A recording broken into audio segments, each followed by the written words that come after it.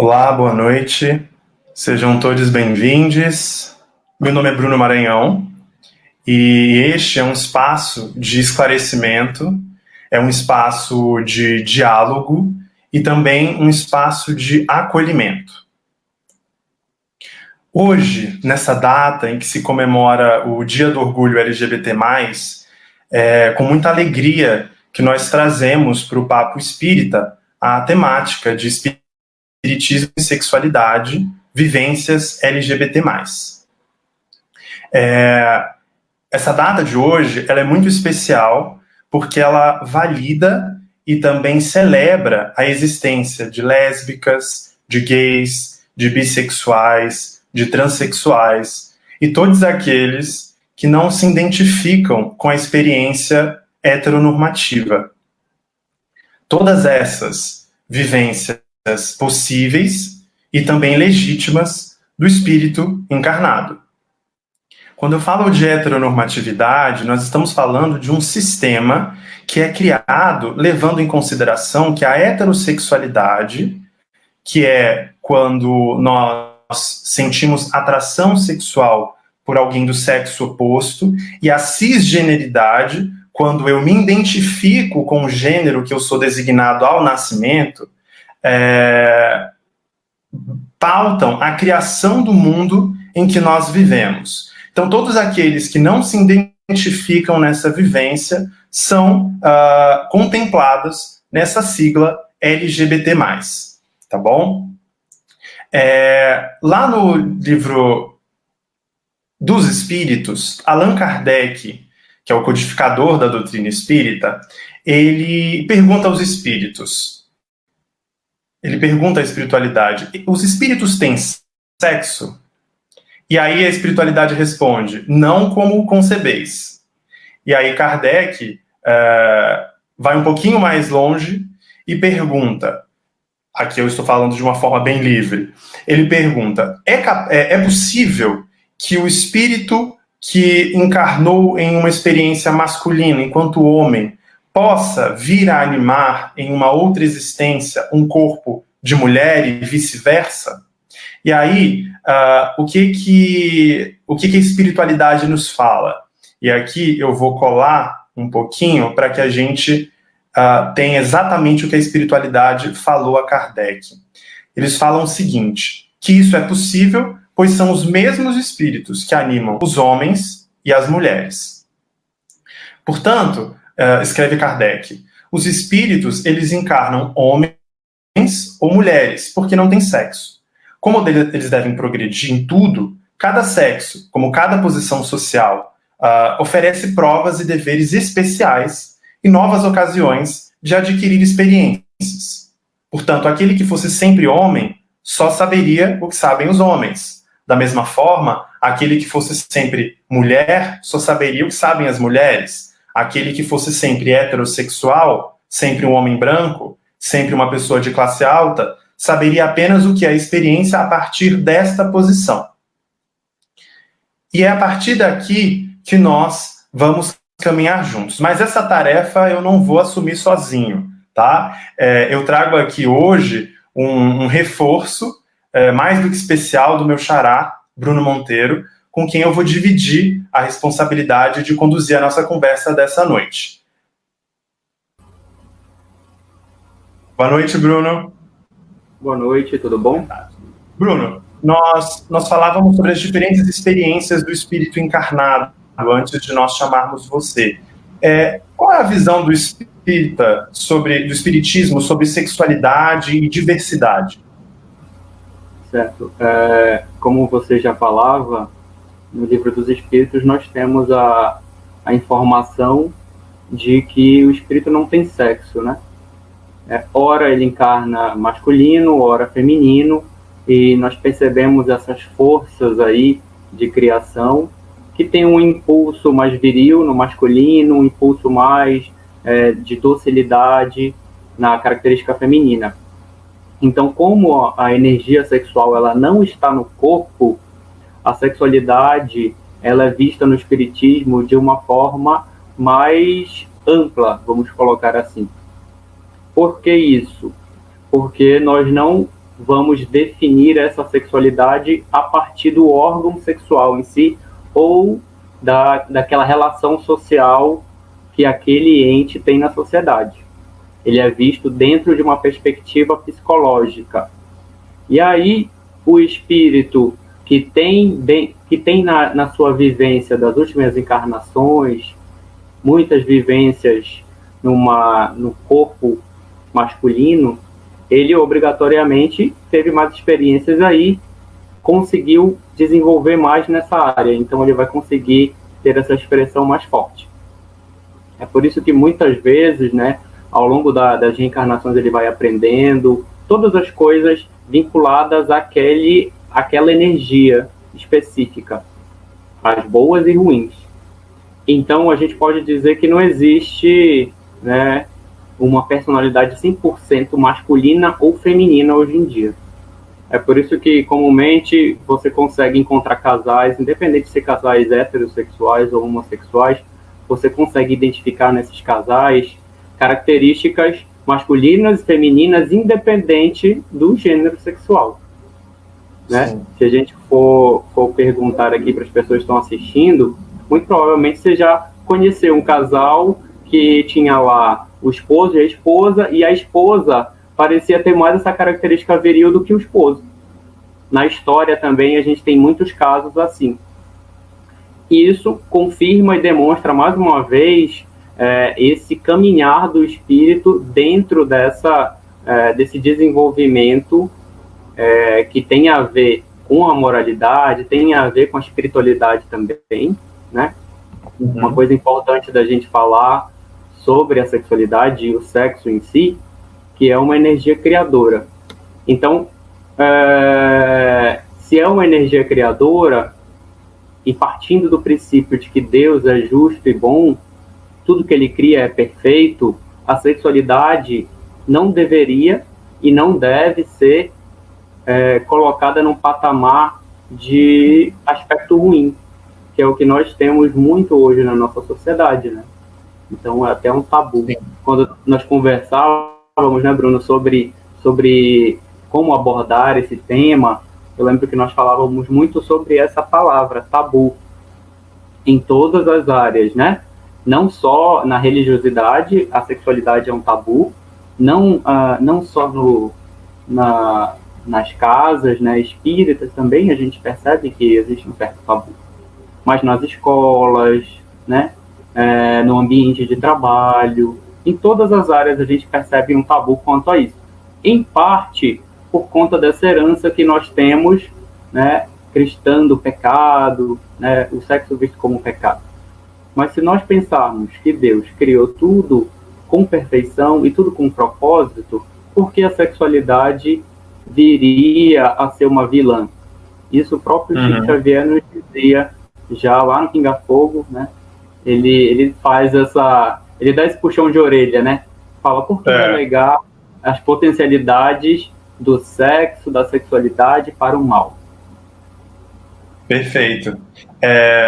E é interessante essa sua fala, porque eu acho que ela traz muito isso que a gente iniciou aqui na nossa conversa, que é a referência da experiência do espírito, né? A gente precisa passar por diversas experiências para que a gente tenha diversos aprendizados, né? Se eu faço algo da mesma maneira sempre, eu não vou ter um resultado diferente. Então, eu tenho essa oportunidade de ser colocado em um contexto diferente, em que eu possa ter uma visão diferenciada, e com isso eu consiga aprender lições que talvez num corpo masculino ou num corpo feminino eu não teria essa oportunidade por conta de uma questão de contexto social, enfim, de construção realmente social. Então é dada ao espírito essa oportunidade, esse privilégio, né, de poder olhar os dois lados da experiência encarnatória.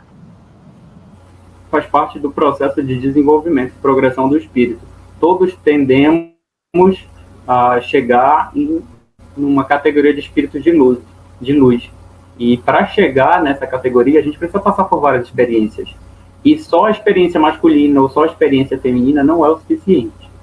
É importante lembrar também que essa energia sexual de criação, ela não é típica do ser humano, do reino nominal. Se a gente for aprofundar esse estudo, a gente vai ver que existe desde os reinos anteriores, né? Ali ainda até mesmo no reino vegetal, você percebe essa energia e ela trabalha em conjunto com outras. No animal, você tem os instintos. E aqui no reino nominal, qual é a diferença nossa para os animais? Muitas pessoas fazem essa pergunta, né? Por que algumas pessoas, às vezes, trabalham os instintos de forma muito animalizada? Porque nós estamos nos desenvolvendo de forma diferente. Enquanto algumas pessoas já sublimaram mais essa energia, né? E o Espiritismo nos diz que nós temos que trabalhar dentro dos recursos da razão, do sentimento e da moralidade, com o sexo, com a sexualidade. Então, quando nós ainda estamos caminhando nesse desenvolvimento, ainda temos muito animalizado essa energia. Sim. Aí vem os excessos. E aí, nesse sentido, o Espiritismo traz essa reflexão de trabalhar com muita seriedade, de forma santa, a sexualidade, né? Porque ela é uma das potencialidades da nossa alma. Através dessa energia criadora, eu posso desenvolver muitas coisas. Não necessariamente o sexo biológico, mas eu posso utilizar a energia sexual para muitos ganhos em outras áreas. Então, a gente conhece, por exemplo, pessoas que direcionam essa energia sexual para as artes, para os esportes, para a caridade, o caso de Chico Xavier, de Valdo Franco, né? E temos muitos artistas também que você percebe que eles fazem aquilo com uma paixão tão grande que chega a ser uma paixão erótica, assim, até, e você fica se perguntando de onde é que existe essa energia de criação, de onde vem? É uma energia criadora, uma das potencialidades da alma. E aí, seguindo com a nossa conversa, quais seriam, então, as causas para essas diversas orientações sexuais que a gente observa, essas expressões do sexo no espírito encarnado? Beleza. Então, como a gente tem falado, a experiência sexual ela é um dos caminhos de desenvolvimento do ser humano, né? Eu fiz questão de trazer aqui alguns reforços dos nossos livros espíritas. A Joana de Ângeles, ali no livro Amor, Imbatível Amor, ela fala assim: as grandes edificações de grandeza da humanidade tiveram no sexo seu elo de estímulo e força. Então, o que acontece? Muitas das nossas aventuras e desventuras têm a ver com essa energia sexual, tem a ver com a forma que nós utilizamos ela. Lá no livro Obsessão e Sexo, Manuel Filomeno fala assim: na raiz das inumeráveis aspirações e anseios do coração encontra-se a libido como desencadeadora de motivações.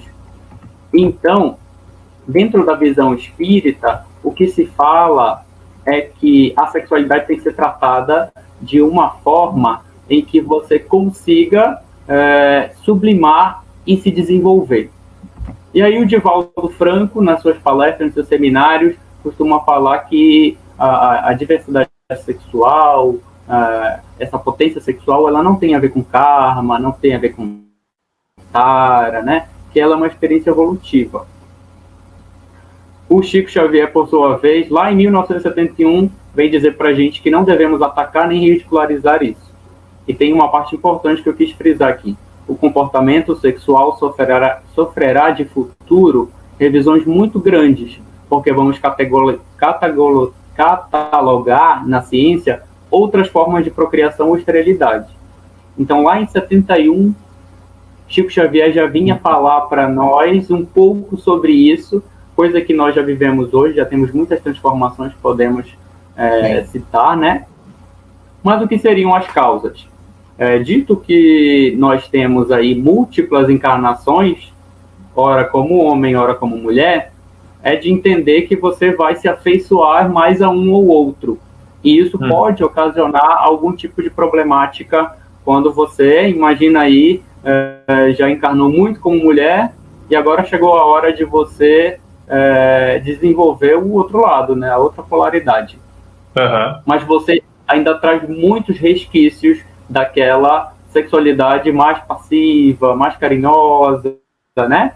Isso é ruim? Não, a criação de Deus é divina e perfeita sempre. Então, essa pode ser uma das causas. A gente sabe que existem contextos sociais que influenciam também, contextos familiares, de traumas dessa ou de outras encarnações, que podem influenciar. Por que influencia? Porque nós temos uma gama de conhecimentos e de vivências anteriores. Outra causa da diversidade sexual, a necessidade de desenvolver os comportamentos e aprendizados novos, que é o que nós já falamos, né? Então, eu necessariamente preciso. Tem um palestrante espírita, não recordo agora o nome, né? A gente pode disponibilizar a palestra depois aí, em algum meio, que ele dá o exemplo, por exemplo, de Chico Xavier, que ele teve muitas encarnações na polaridade feminina, e aí ele, na última, que é a mais conhecida, né, por nós, encarnou na polaridade masculina. E aí a gente percebe aquela essência materna, aquele carinho, aquela coisa, né? Sensibilidade, e né? nem por isso. Isso, a sensibilidade mais apurada. Então todos nós precisamos passar por isso. Uma outra característica é o mau uso das faculdades sexuais. Então, imaginem aí que de alguma forma eu abusei dessa minha característica de possessividade lá masculina, que o masculino ele é mais ativo, né? Mais, vamos dizer que ele tem um temperamento menos aflorado, né? Menos adocicado do que as mulheres. Vamos dizer que ele usou isso aí para o mal, né? Ridicularizou as mulheres, de alguma forma não utilizou, não direcionou bem essa oportunidade que ele teve de encarnação. Ele pode vir como em uma expiação no gênero feminino. Então, a mentalidade toda masculina educativa, né? Com uma experiência educativa. E aí, como resumo, a gente pode dizer que a diversidade vem como uma forma de prova e expiação, sim.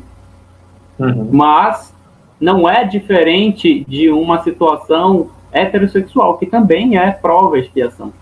A questão é que você vem direcionado para aquilo. Se você veio com essa característica, é porque é um campo da sua vida que você precisa trabalhar mais. Quer dizer que é o principal? Não necessariamente.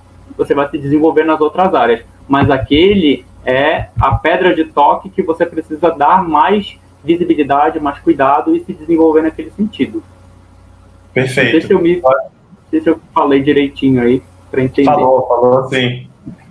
Uma coisa que eu acho que é bem interessante da sua fala é justamente a gente tirar esse estigma que muitas vezes se carrega de que a vivência LGBT+, é de um espírito que vem por conta, vem com essa experiência por uma aprovação de um desarranjo, um desajuste somente da energia sexual, como se essa fosse a única causa, o que seria simplificar muito, né? Eu acho que é interessante isso que você fala, é uma experiência diferenciada em que vai se aprender uma série de lições específicas daquele perfil de experiência. A faculdade sexual, o desalinho dela é uma das causas possíveis dentro de uma gama de possibilidades que podem causar isso. Então, acho que isso tira muito a conversa de um ponto de vista de medo, de culpa, de negatividade, e amplia muito mais a nossa visão. Estou dando uma olhadinha aqui nos comentários, e o pessoal aqui está colaborando. O Tony falou assim, a energia sexual que a gente falava na primeira questão é a mesma energia usada na cura, por exemplo, para ilustrar essa importância que a gente estava falando, né? A energia sexual ela não é só canalizada do ponto de vista físico para o ato sexual em si, reprodutivo, ou seja, ou qualquer outra natureza, né? Também é usada na cura, na criação, então é uma energia realmente sublime, né?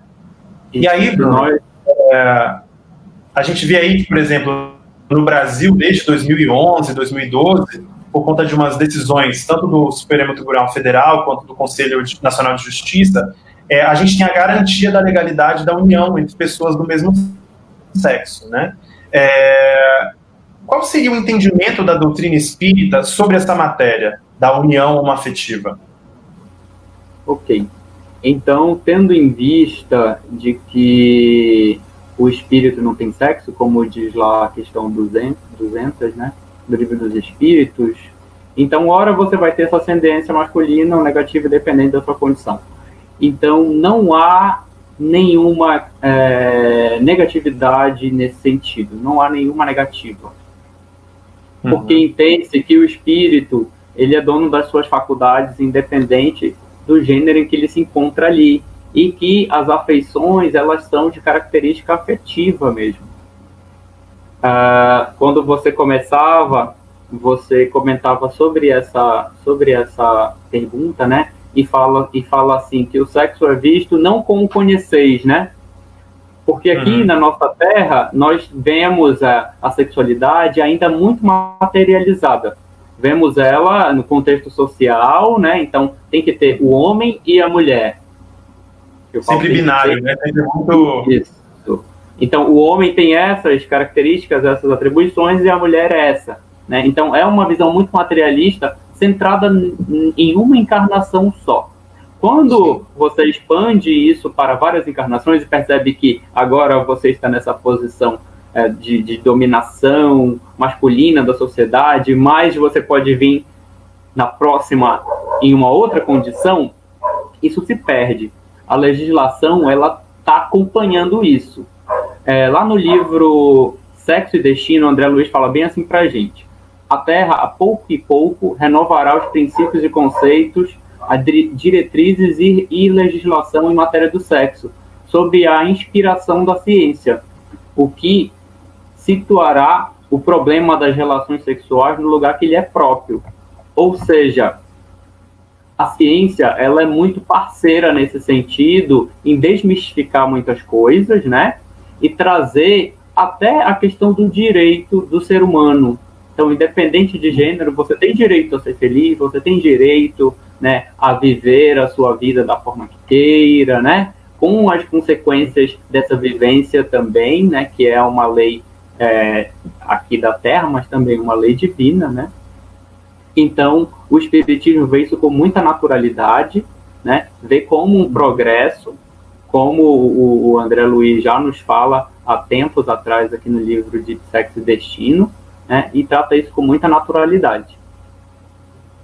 Eu acho que é legal a gente também, isso que você falou, né? O casamento, seja ele entre pessoas de sexos diferentes ou do mesmo sexo, ele é uma instituição de aprendizado entre dois espíritos que trazem aí uma vivência de várias experiências encarnatórias. Então, independente de qual corpo aquele espírito está encarnado na presente existência, o casamento continua sendo uma plataforma de aprendizado para qualquer espírito, né? E aí, claro, quando você tem o reconhecimento da lei, a gente já está falando aí de um direito social, né, de representatividade, enfim. Então existem esses dois lados que são lados muito interessantes da gente trazer para a conversa, sem dúvida. E aí, quando a gente fala em casamento, a gente acaba também pensando em filhos, né? E aí a gente vai para o tema da adoção.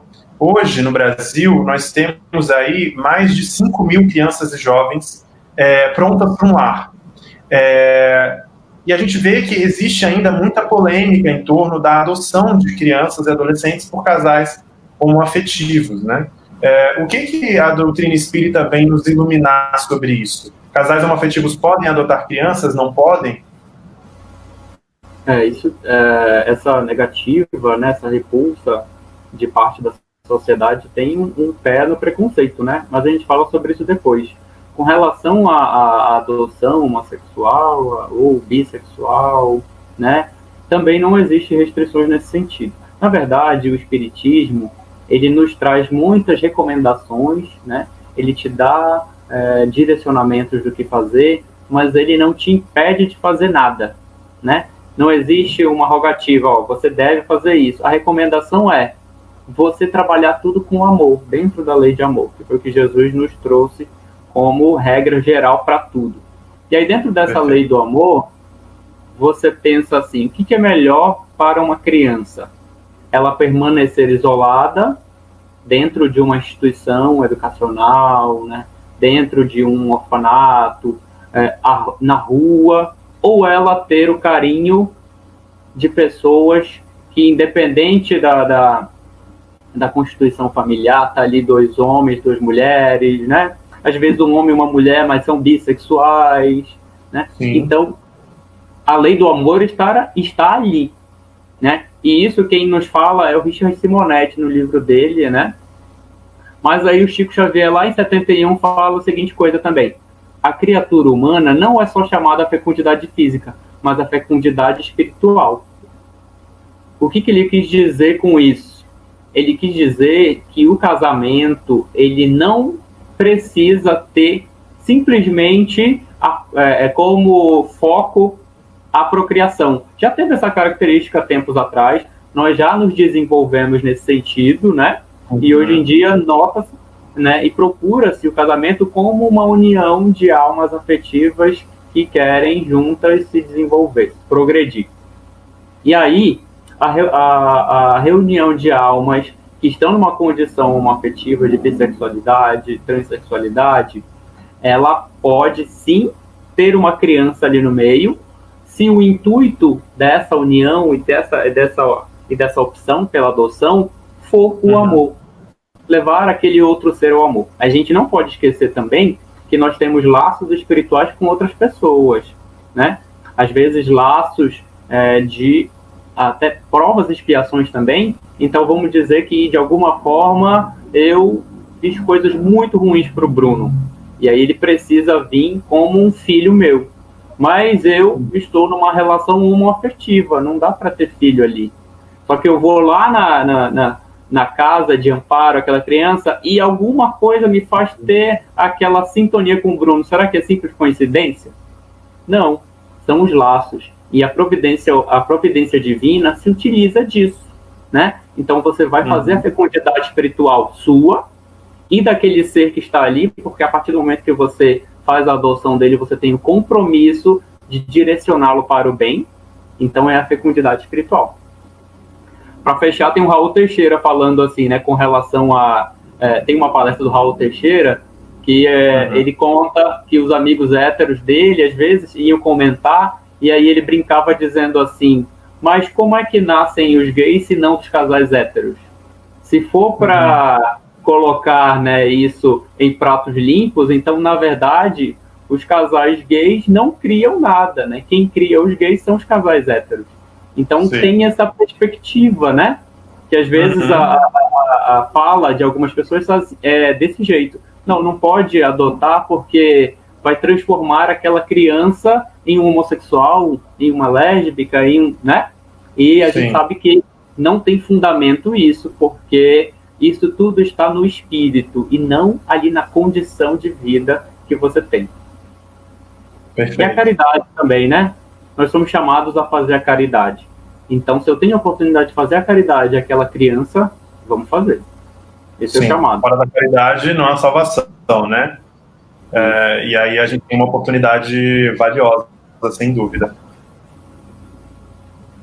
Exatamente. A ideia é essa mesmo. Levar amor para aquela criança, levar caridade. E aí fica até a recomendação aqui, né? A gente sabe que tem muitos casais homossexuais que querem e têm dificuldade, né? Ou então alguns não se sentem ainda com condições totais de adotar uma criança.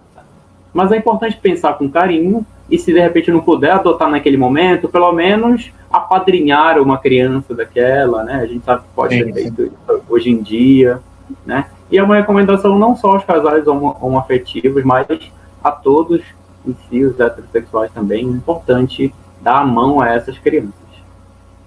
Perfeito. E aí a gente passa para o tema, como a gente estava falando mais cedo, do preconceito, né? Que ainda assim a gente observa na sociedade em que a gente vive. E aí eu acho interessante, né, a gente observar que essas vivências LGBT+, elas sempre existiram, elas sempre foram parte do aprendizado do espírito encarnado, né? Nós temos aí registros de manifestações, de experiências LGBT+, mesmo antes da vinda de Jesus Cristo, né? Nós também observamos a presença da homossexualidade, por exemplo, no reino animal, entre pinguins, entre leões, né? Nunca antes houve tanta informação a respeito do tema, e a circulação, né? Nunca foi tão grande agora que a gente tem acesso à internet, enfim. Mas ainda assim, existir informação e a circulação dela não significa que exista menos desinformação, né? E eu acho que é isso que acontece por detrás dessa realidade persistente do preconceito contra os LGBT+, né? Contra esse grupo. Nós vivemos numa civilização pautada no medo, né? Nesse modo de sobrevivência que é quase bélico, em que nós temos medo daquilo que destoa da nossa experiência. E para que nós consigamos sobreviver e perdurar, a gente precisa eliminar aquilo que é diferente de nós. Foi assim por muito tempo, né? A história está aí para nos mostrar, não só com relação à forma como os LGBT+, foram e vêm sendo tratados, mas também todos aqueles que, encarnados, passaram por experiências de minorias ou minorizados, né? E aí, qual é o problema dessa lógica do medo, né? A lógica do medo é um problema muito grande porque eu preciso excluir o outro, né? Eu preciso aniquilar o outro. E isso traz o que? A violência, né?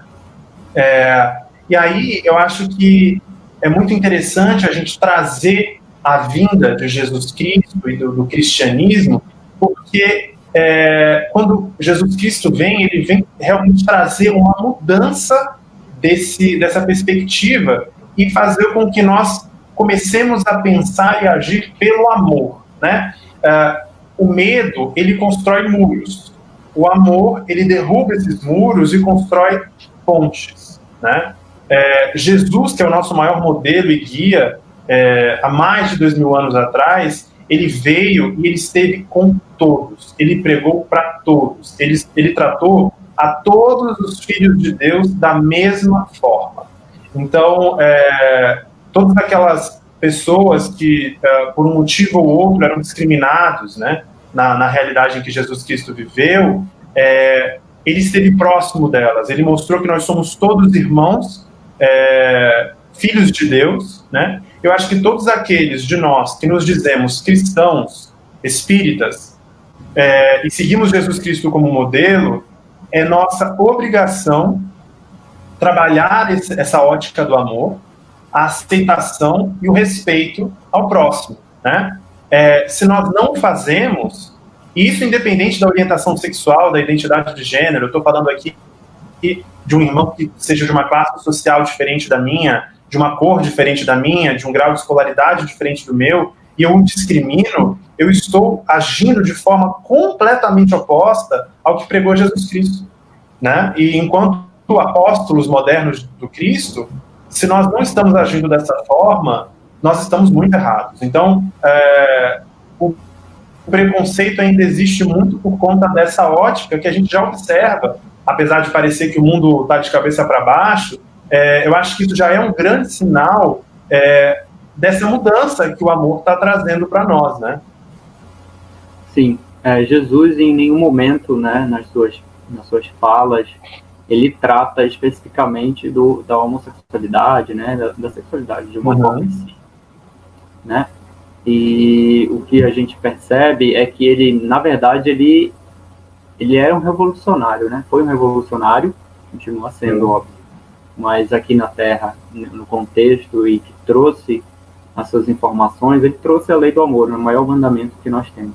E ele andava na companhia, como você citou, de pessoas que eram, de alguma forma, transgressoras daquela lei, algumas até utilizavam sexo de forma errônea. Mas ele andava como uma forma de incentivar aquilo, não necessariamente, mas como uma forma de apoio e de mostrar que nós somos chamados a amar o outro, né? A nos doar ao outro, a dar a mão amiga e, junto com eles, caminhar na direção do progresso.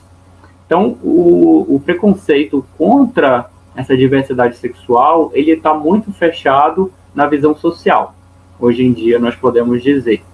Então, nós temos aqui um fator que é essa figura do homem hétero, né? Ele tem ali uma figura muito importante de poder. Uhum. E muitos já têm essa vivência aí, imagina, de séculos nisso. Então, é um pouco difícil dele, de uma hora para outra, quebrar essas ideias, mas devagarzinho os movimentos e cada década a gente vê, né, mudar um pouco isso. Mas essa ideia daquele símbolo de poder específico, ela é muito fechada. E aí, como você disse, ele vai para a violência. E aí a gente vê que a violência acontece muito contra quem tem uma diversidade sexual, mas também contra as mulheres. Então, isso só reforça essa visão fechada dessa figura de poder que é o sexo feminino, masculino, quando nós sabemos que, em muito, a mulher, na sua essência ali mais apaziguadora, ela é muito mais forte do que o homem, né? Mas sim. Uma outra questão é que, por conta desse contexto social, muitas pessoas têm esse desejo sexual reprimido. Então, esse desejo sexual reprimido, em algum momento, ele esbanja em agressividade, em preconceito. Às vezes eu não aceito em mim aquela característica, mas eu tenho medo de que ela apareça para os outros, então eu reforço com uma masculinidade exagerada e agressiva, e em alguns momentos eu vou querer provar para a sociedade que eu sou masculino excessivamente, e aí eu vou ir naquela direção. E a gente vê também preconceito baseado dentro das filosofias cristãs lá judaicas, aquele povo que ainda acredita no Novo Testamento, aliás, no Antigo Testamento. O Novo Testamento é o Cristo. Então a gente percebe que tem contextos históricos, tem contextos sociais, né? Mas o importante é cada um de nós fazer essa revisão dentro de nós, né? Porque a melhoria do nosso espaço começa conosco, a melhoria do nosso país começa conosco, a melhoria do desenvolvimento do meu planeta começa comigo também. Então, cada um de nós tem que fazer esse chamado para si, né? O preconceito, ele não é visto de forma positiva em nenhuma religião, acredito, né? E o espiritismo também não vê isso com bons olhos. Claro, existe a caridade para aqueles que de alguma forma têm esse direcionamento, porque ele também tem o livre-arbítrio. Mas perfeito. Não é um preceito. Uhum. E aí você falava aí dessa questão da sexualidade que é reprimida, do medo do desconhecido que nós falamos antes. Isso se traduz muito na violência, né? No caso aqui, nós estamos falando da população LGBT+, na violência com que esse grupo é recebido muitas vezes, né? Isso vira estatística muito triste. O Brasil, ele é hoje o país que mais mata LGBT+. A cada 19 horas, uma pessoa LGBT+, é assassinada, né? E isso é um número muito preocupante. O Grupo Gay da Bahia, que é a organização mais antiga de representatividade no Brasil, se eu não me engano, faz um relatório anual das mortes violentas contra LGBTs, e a partir de 2016 começou também a registrar números com relação ao suicídio, né? E esse número aumentou desde 2016 até o ano passado 284%. Então são irmãos nossos aí nessa experiência, nessa vivência LGBT+, que acabam tirando a própria vida por se verem sem saída, né? Isolados por conta da sua condição e abrindo mão aí dessa experiência encarnatória, né? Isso é muito triste. E eu acho que ações como essa que nós estamos fazendo hoje, de esclarecimento, de diálogo, né, de acolhimento, tenho certeza que todas as pessoas que estão aqui conosco, agora temos aí 34 pessoas online, vão ser replicadoras dessa mensagem. Eu acho que o diálogo é a nossa ferramenta, né? É a gente justamente tentar descristalizar essa noção de que essas vivências não são legítimas, que elas são erradas, que elas não merecem existir, né? Como nós falamos anteriormente, se Deus nos criou a todos, da mesma forma, igualmente, né? Heterossexuais, homossexuais, bissexuais, transexuais, que seja, existe uma razão, né? E se Deus é perfeito, se tudo ele sabe, se eu estou dizendo que um irmão LGBT, mais ele não merece existir, que a sua existência é ilegítima, eu estou indo contra Deus, contra os desígnios de Deus, né? E isso é algo muito, muito sério. E aí eu pergunto para você, Bruno, qual deve ser, nesse nosso contexto, o papel da casa espírita na mudança dessa realidade em que nós vivemos e principalmente no acolhimento de irmãos e irmãs em experiência LGBT+. Antes de falar da casa espírita, eu queria comentar um pouquinho sobre esse contexto das mortes, né? Perfeito. Então, o que acontece, os suicídios, as mortes, né? Que a gente percebe muito que tem o preconceito está por trás disso. Mas nós sabemos que muitos dos que vêm nessa condição afetiva, eles também têm no seu íntimo, porque também já passaram por reencarnações onde isso é visto como de uma forma errônea e tudo, eles se veem como se fossem impuros, veem a sua sexualidade de uma forma desprezível, se veem de alguma forma como seres à margem da sociedade. E isso a própria pessoa que está vivendo essa experiência. Há também grupos sociais que massificam essa ideia. Então, a primeira coisa é a gente santificar essa visão de que a sexualidade é algo criado por Deus, é algo divino, é algo que eu tenho que trabalhar com responsabilidade, né? Eu tenho que construir. E aí você falou, a gente tem que trabalhar muito o diálogo e a ação. Porque muitas vezes a gente conversa, mas eu tenho a possibilidade de dar o exemplo, né? Desmistificar, desconstruir a imagem que se tem, né, da sociedade. Se você prestar atenção nas figuras que você vê na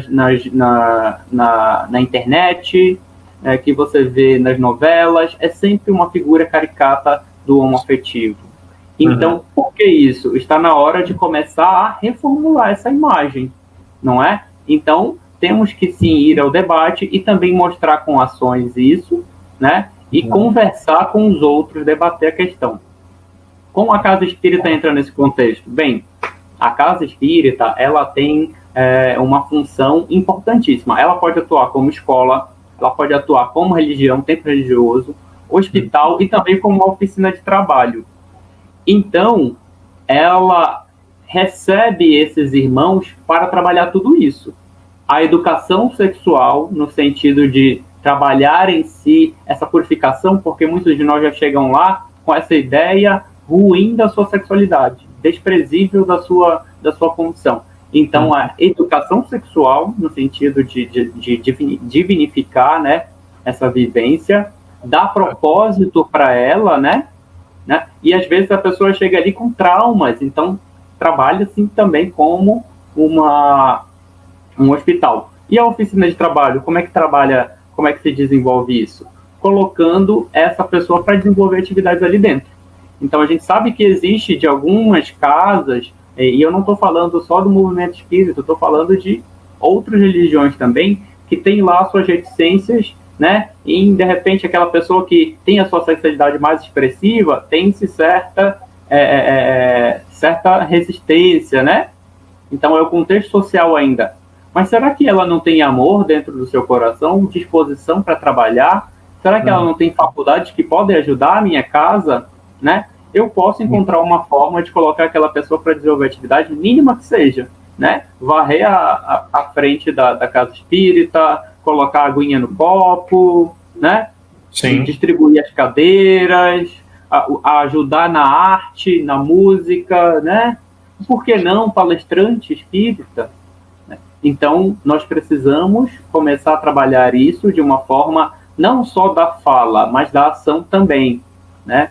Com certeza. Em todas as áreas, tanto com as casas espíritas, como as outras religiões também, né? Isso que você fala da ação, eu acho que a gente pode até partir do que a gente está falando do papel da casa espírita e irmos também para o espírita, né?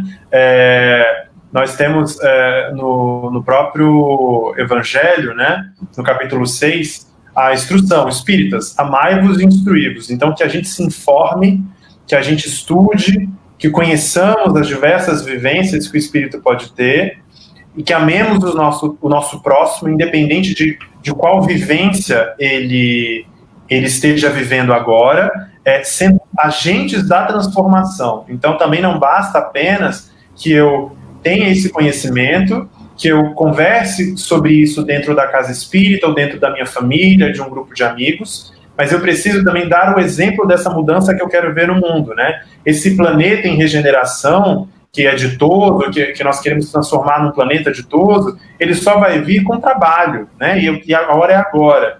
Então, se eu vejo uma piada homofóbica, se eu vejo uma piada transfóbica, se eu vejo uma pessoa bissexual sendo invalidada, se eu vejo uma situação em que eu posso mudar a forma como as pessoas pensam, lógico, de uma forma civilizada, se eu posso falar, olha, essa colocação sua está equivocada, se eu puder trazer um esclarecimento, eu estou tomando atitude, estou fazendo parte de uma ação transformadora que vai começar a mudar esse cenário para que a gente consiga chegar um dia a superar essas diferenças que hoje tentam anular, né, desqualificar essa existência. E eu acho que, enquanto cristãos, nós temos esse chamado importantíssimo de amor ao próximo, seja quem for próximo, né? Aqui a gente está falando de uma vivência específica, mas ela também se desmembra para todas as outras vivências possíveis do espírito encarnado.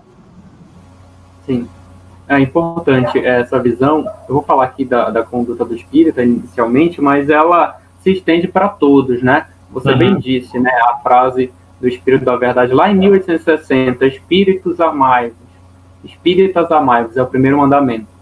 E o segundo, instruí-vos. Então, o que ele está nos dizendo aí?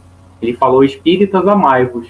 E espíritas, não só aquele que está dentro da casa espírita todo o tempo, né? Mas aquele que vem e quer também conhecer as benesses da fala dos espíritos, os ensinamentos que eles trazem e o consolo.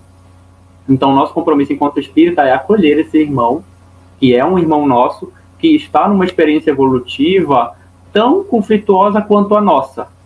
Ele está nessa situação agora e amanhã eu posso estar nessa situação e ele pode ser a pessoa que vai me estender ou não a mão, né? Então, para aqueles que têm se você percebe em você alguma dificuldade nesse sentido, né, algum travamento, né, alguma repulsa, é importante buscar essa reflexão interna, essa transformação interna, porque o campo da sexualidade, o Chico já falava lá no Pinga Fogo, em 71, é uma condição de dificuldade para todos. Todos os espíritos têm dificuldade sexual em algum nível.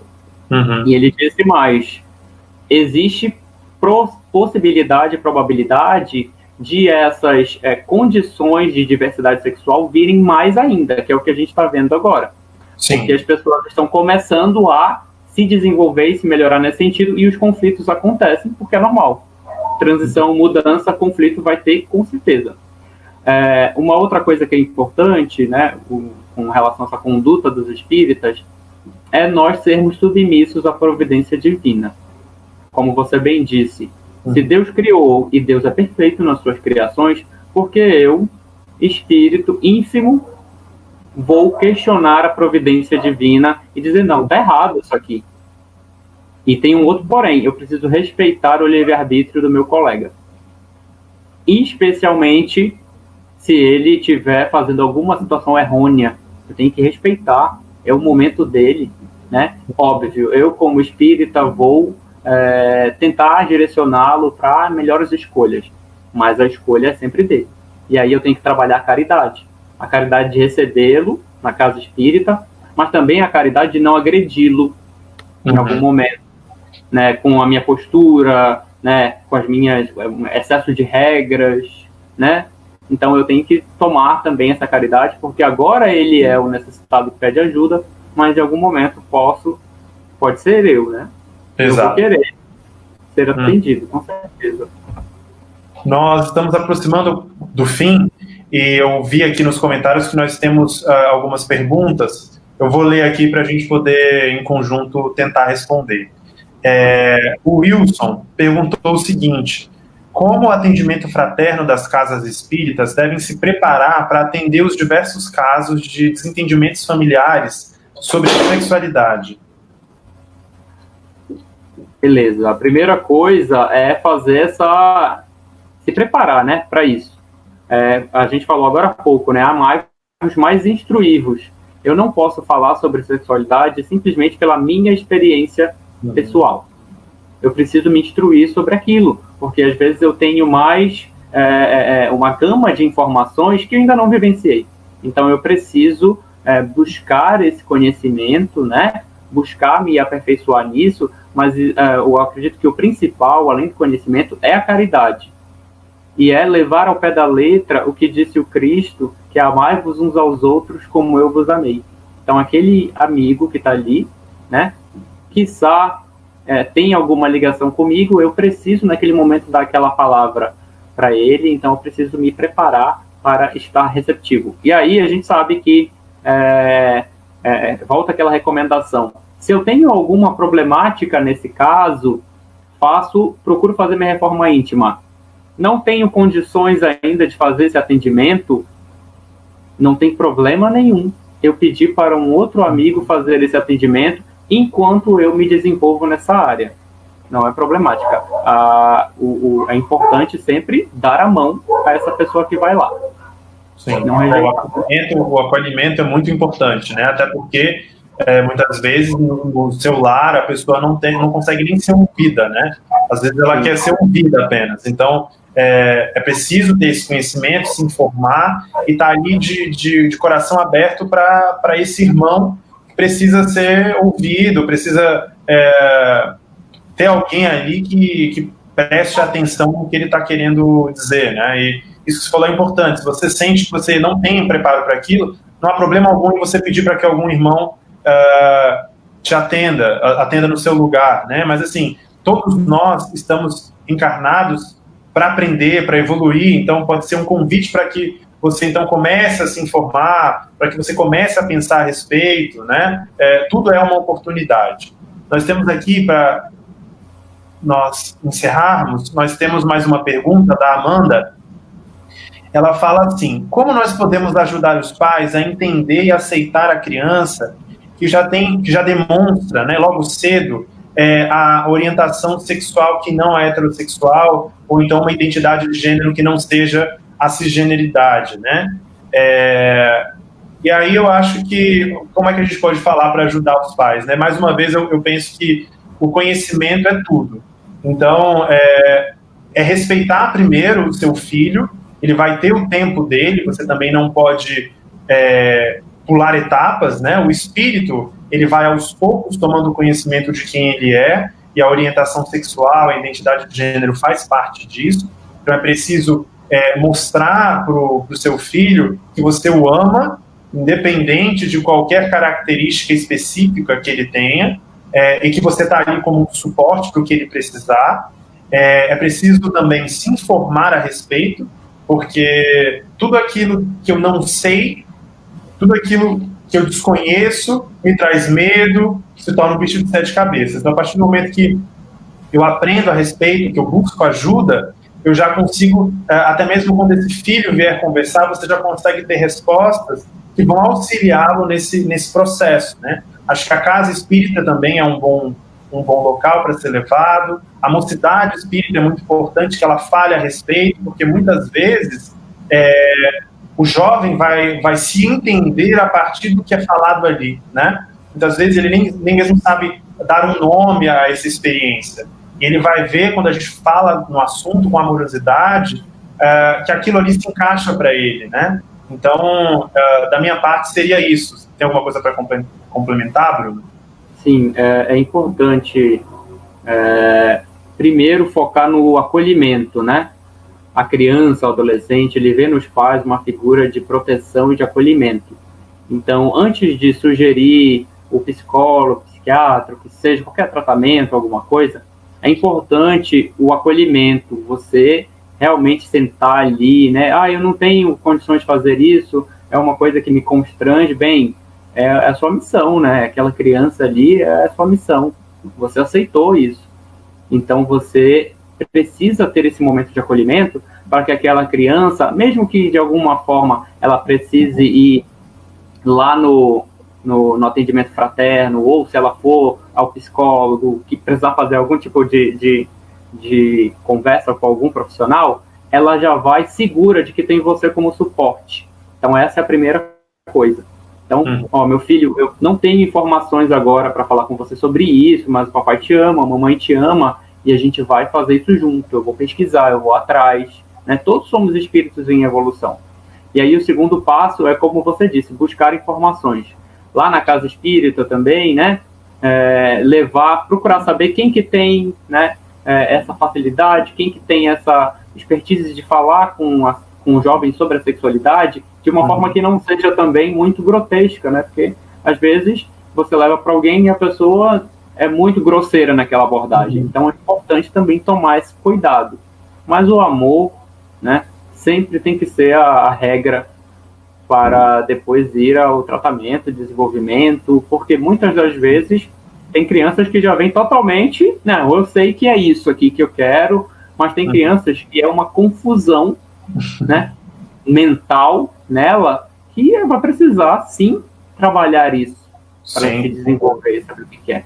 Então, primeiro o acolhimento e depois procurar ajuda profissional, uma ajuda profissional que tenha esse apelo caritativo. Perfeito. Bruno, muito obrigado pela colaboração. A nossa conversa, acredito que tenha sido de grande valia para todos que estiveram aqui com a gente. Você quer deixar alguma fala final? Tem uma mensagem aqui que eu quero colocar, eu quis pegar do André Luiz no livro Mundo Maior. Ele fala assim: o instinto sexual, para coroar-se com as glórias do êxtase, há que dobrar-se aos imperativos da responsabilidade, às exigências da disciplina e aos ditames da renúncia. Então, como tudo que nós temos, né, nessa experiência carnal, e mais essa experiência carnal, a sexualidade também é uma forma de desenvolvimento para nós, aprimoramento moral, desenvolvimento das nossas faculdades, né, das nossas energias. O contato sexual é uma troca energética, né?